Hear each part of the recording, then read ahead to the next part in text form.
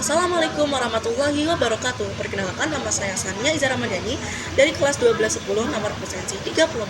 Pada kesempatan kali ini, saya akan menjawab pertanyaan nomor 1 mulai dari A, B, C, D, dan E. 1A. Apa itu penyepuhan logam?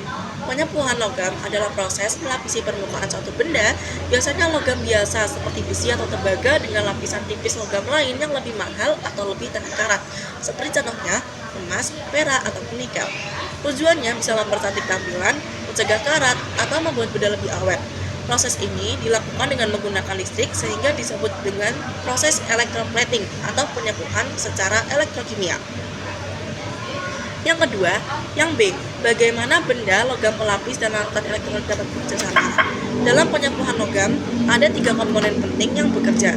Pertama, benda yang ingin dilapisi, misalnya sendok besi yang dihubungkan dengan kutub negatif atau katoda dari sumber listrik.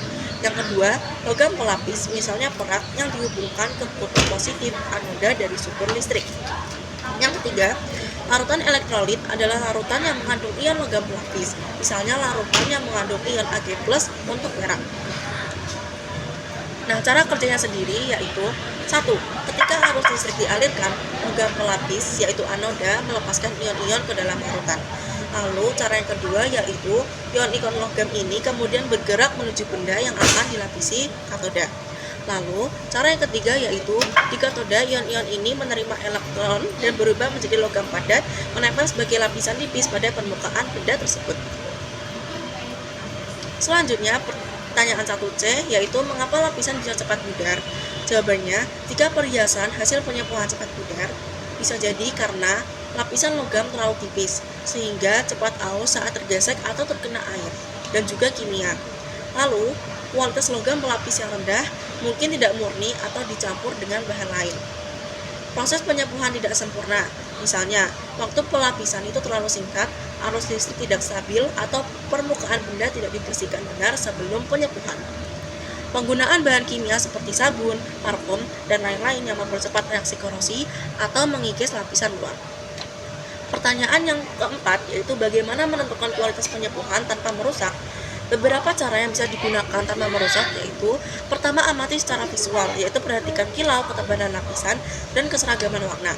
Penyepuhan bagus biasanya tampak lebih rata dan mengkilap.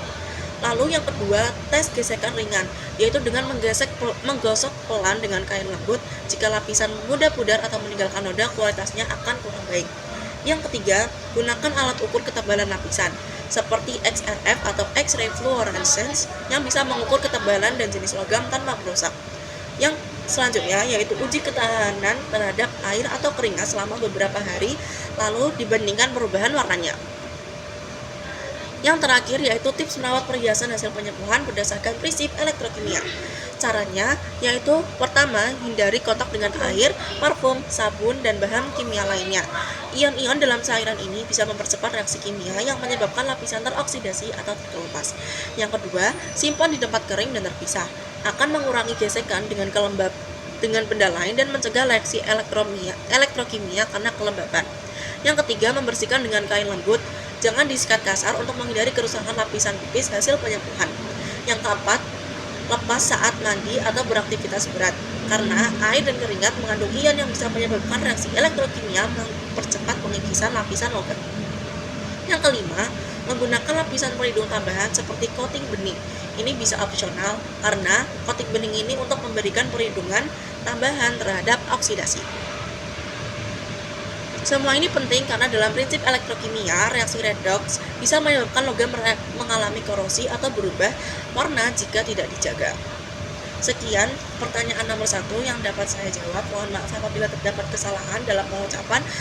Terima kasih. Wassalamualaikum warahmatullahi wabarakatuh.